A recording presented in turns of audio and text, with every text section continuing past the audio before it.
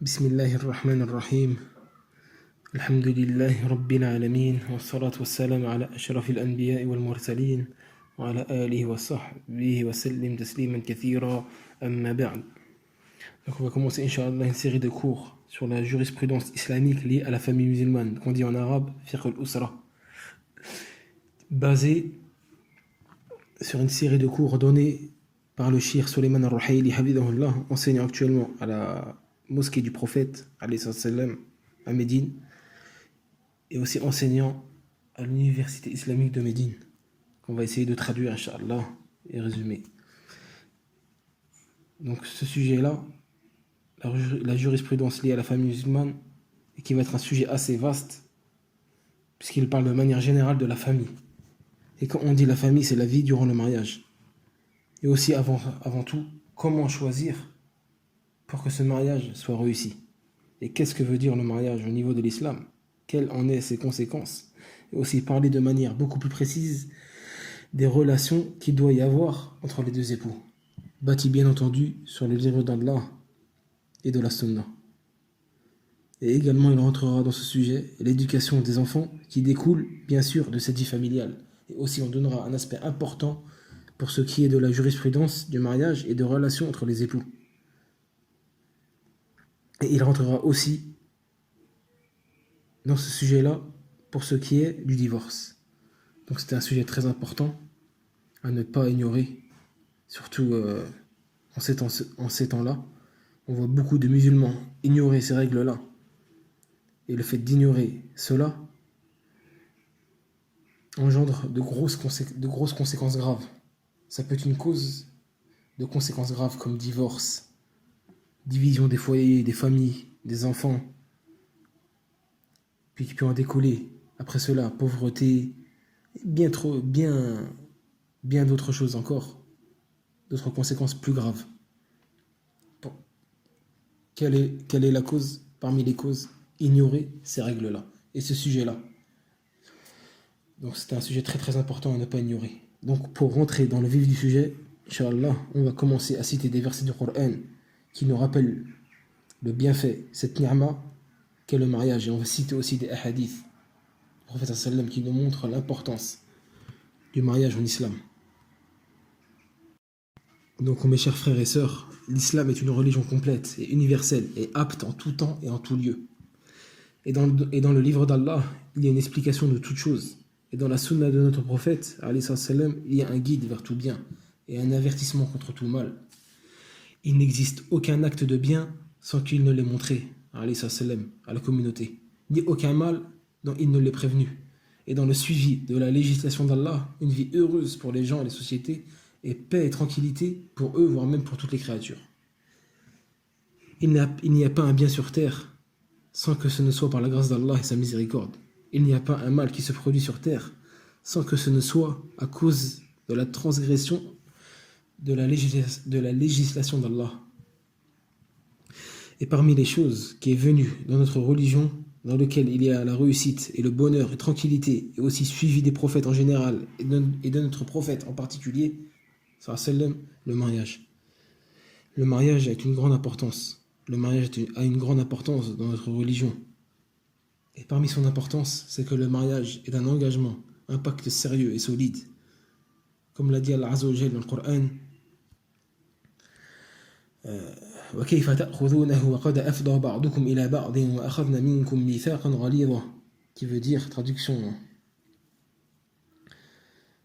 rapprochée, Allah dit dans le Coran, comment oseriez-vous le reprendre après que l'union la plus intime vous est associée l'un à l'autre et qu'elles aient obtenu, vos femmes, et qu'elles aient obtenu de vous un engagement solennel.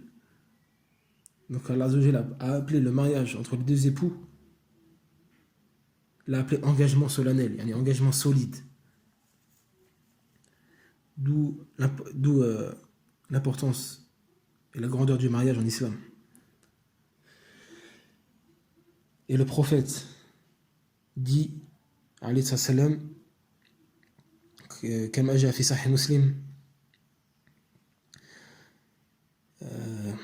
اتقوا الله في النساء, يقول النبي صلى الله عليه وسلم اتقوا الله في النساء فإنكم أخذتموهن بأمان الله واستحللتم فروجهن بكلمات الله. Donc le prophète a dit, sallam,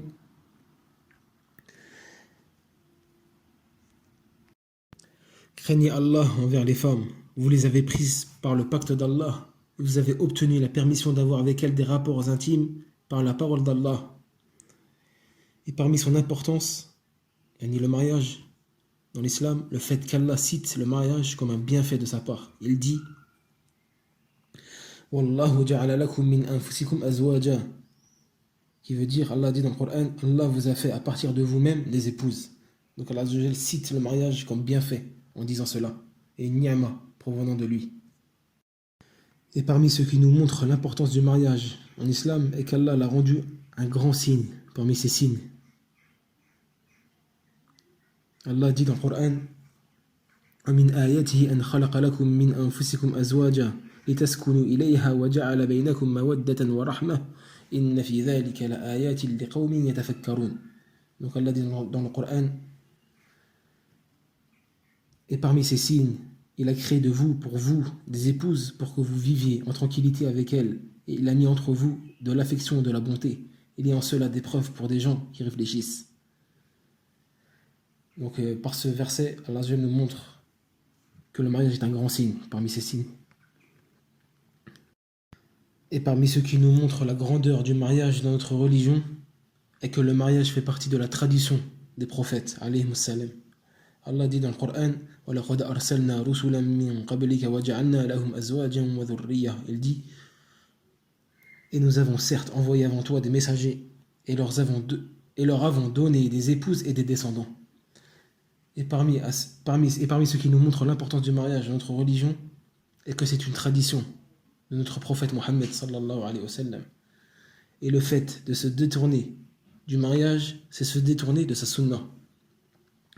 يقول النبي صلى الله عليه وسلم ولكني أصوم وأفطر وأصلي وأرقد وأتزوج النساء فمن رغب عن سنتي فليس مني. Le prophète dit sallallahu alayhi wa sallam, je prie et je dors, je jeûne et je mange, et j'épouse les femmes. Celui qui se détourne alors de ma sunna n'est pas des miens. ويقول النبي صلى الله عليه وسلم النكاح من سنتي فمن لم يعمل بسنتي فليس مني وتزوجوا فإني مكاثر بكم الأمم ومن كان ذا طول فلينكح ومن لم يجد فعليه بالصوم فإن الصوم له وجاء حسنه الألباني. Donc le prophète dit, le mariage est ma sunna, et celui qui ne pratique pas ma sunna ne fait pas partie de moi. Mariez-vous, je serai certes fier que vous soyez la communauté la plus nombreuse parmi les autres communautés le jour du jugement. Celui qui en a les moyens, qu'il se marie, et celui qui ne trouve pas de quoi se marier, qu'il jeûne, car le jeûne sera pour lui une protection. Et le hadith est authentifié par le grand savant Sheikh Al-Albani. Et parmi ce qui nous montre l'importance du mariage dans notre religion, est qu'il est une cause de posséder la meilleure des choses. يقول النبي صلى الله عليه وسلم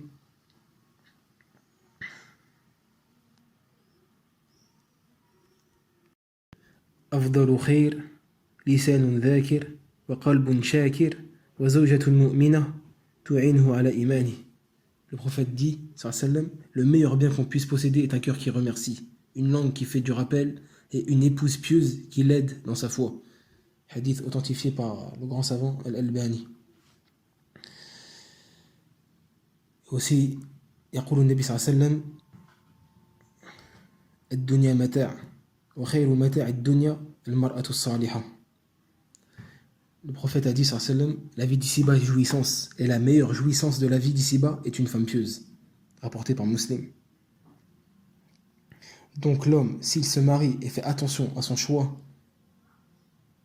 comme on va le voir plus tard, Inch'Allah, et réussit à avoir une femme pieuse, il lui sera donc accordé la meilleure jouissance de ce bas monde. Car la femme pieuse aide son mari dans sa foi et dans sa religion. C'est pour ça que le prophète a dit que c'est la meilleure des choses que peut posséder le serviteur dans ce bas monde, comme on l'a vu précédemment dans le hadith.